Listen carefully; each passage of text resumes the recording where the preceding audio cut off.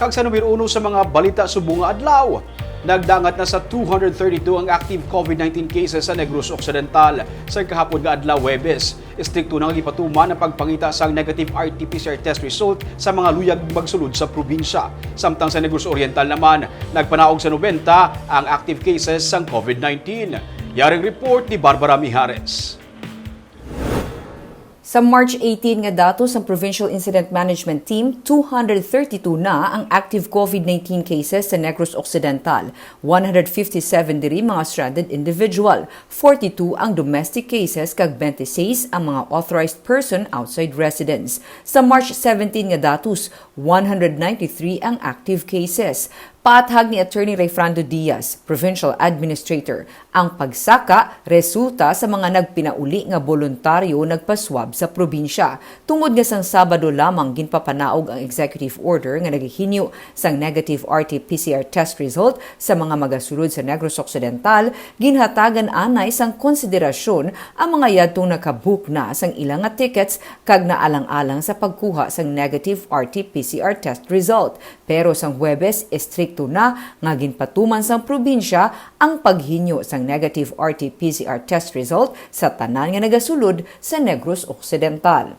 Ari mi sila sa sa Silay. Puno subong nga aton Silay kay damo nagpa-voluntary swab and quarantine.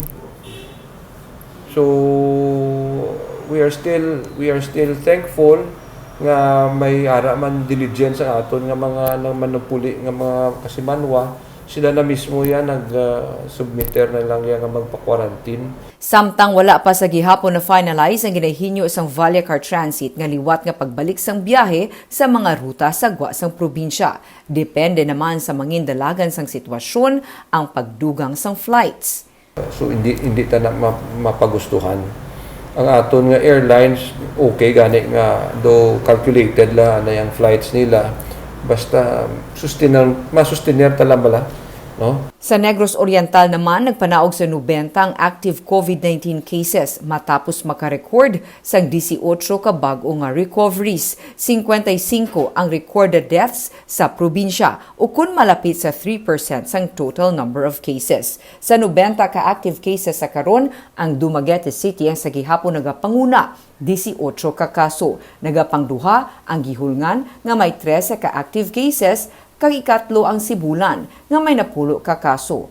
Ang iban nga mga LGU ang may single-digit case na lang karon, kag 8 ka LGU ang wala na sang reported COVID-19 cases.